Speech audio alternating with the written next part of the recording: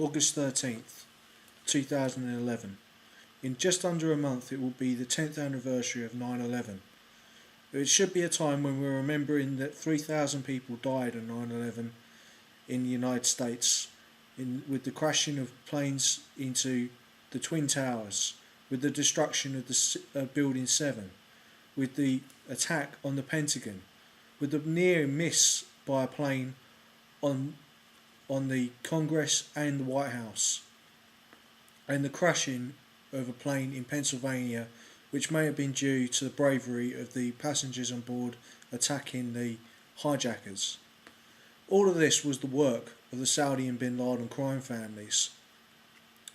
Yet, in many of my videos, I focus solely on the Saudi and Bin Laden crime families, their assets in construction, in Islamic banking systems, in their control over the oil supply, and the history of the Bin Laden crime family moving from Yemen under the tutelage of Osama bin Laden's grandfather to Saudi Arabia, where they became like the remora to the Saudi crime family, which was given its sovereignty in 1945, and later 1947 was considered the sole power in Saudi Arabia, having eliminated all of its enemies, other feudalistic crime families in Saudi Arabia, through civil war by the Allied powers. That was first Roosevelt in 1945 and Churchill, and then later by Truman and Churchill in 1945. So in 1947. So the problem is, why am I talking about Alex Jones in the context of this when we are talking about real terrorism?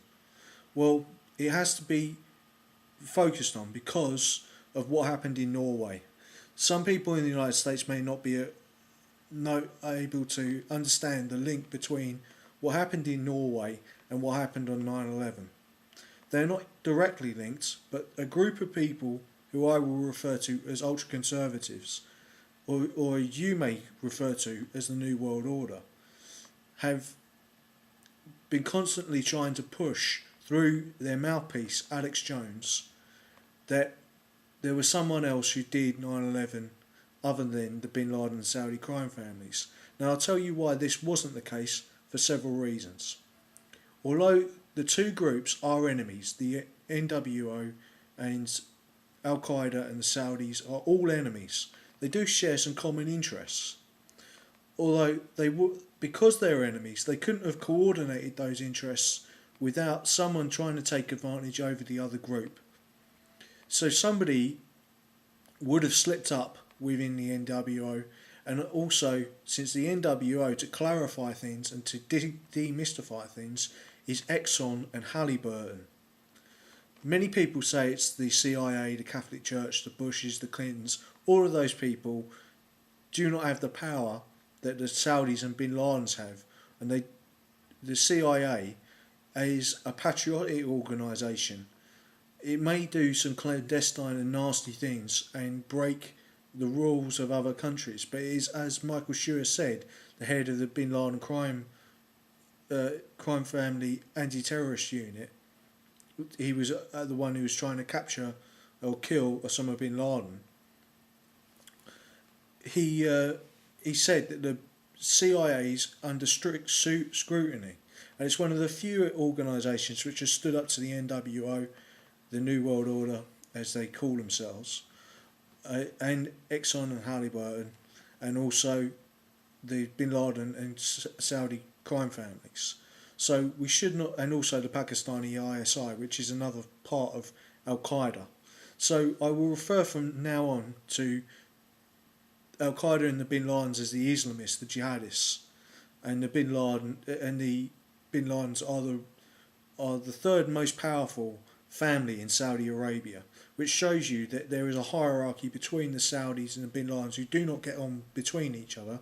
They are enemies too, but there are sympathetic voices within the Saudi establishment to Osama bin Laden's family. He is not an aberrant personality within Saudi culture. He is the poster boy of what the Saudis want their educational system to produce, which is far more frightening than the NWO, because the Saudis are imperialists. They want to kill or make second-class citizens out of everyone who does not want to convert to Islam through the whole world. And what's frightening about that is that they almost have the means to do it, because they do control the oil supply of the world, and the other 5 or 6 families, including Exxon and Halliburton, who control the oil supply, are only sellers of oil. They do not control the flow of oil. The Saudis also have control over all of the Sunni banking systems and the Binladens all over most of the construction within Arabia, but also have experience of building and demolishing buildings which are of equal or greater size than the Twin Towers. The Saudis at present are building one of the tallest buildings in the world in Saudi Arabia.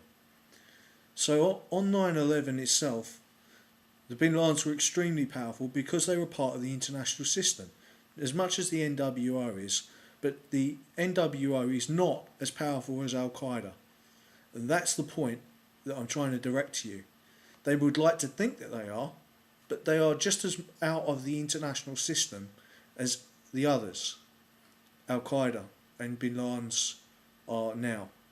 The Bin Ladens have tried to preserve themselves by making sure that all the focus was on Osama bin Laden and the Haqqani network, who had the idea to come up with the idea to attack the Twin Towers and the other buildings in the United States. And why did they choose those Twin Towers? And why did I believe the Saudis and Bin Ladens chose to attack within a way of demolishing those buildings through the use of bombs, such as a truck bomb, which was seen on 9/11, a van was seen going into the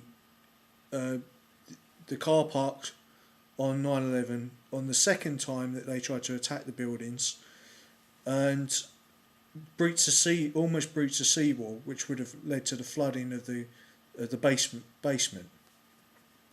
They also used planes as well, which were filled with over 40 tons of fuel, which destroyed the Twin Towers, killing 3,000 people. But why is Alex Jones trying to push the idea that the US government or even the EU had something to do with 9/11? Well, the EU is created by the university system of England and Germany, which the NWO hate and would like to see got rid of. Why do they want to see get rid of them? Because the NWO, Exxon and Halliburton are behind such organisations as UKIP, the BNP and the EDL, who radicalised Andrei Breivik to kill his own people. And Andrei Breivik self-identified himself as a Freemason. And ultra-conservatism and Freemasonry is very closely linked, if not the same thing. That's why they want to blame it also on Israel, because the Jews have been traditional enemies of Freemasons. There is many different reasons why they are sponsoring a campaign to radicalise nationalists to become ultra-conservatives, because they want to destroy nationalism, which they also hate, because of course nationalists in Germany put them into concentration camps during World War II. And the whole history of the NWO I will detail in the second part of this video. Right, so what we must do is understand what are the roots of this. The Alex Jones has been in the pay of Exxon and Halliburton for many years.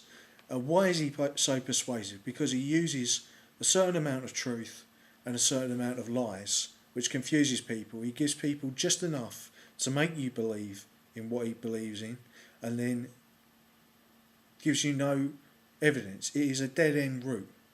It leads nowhere.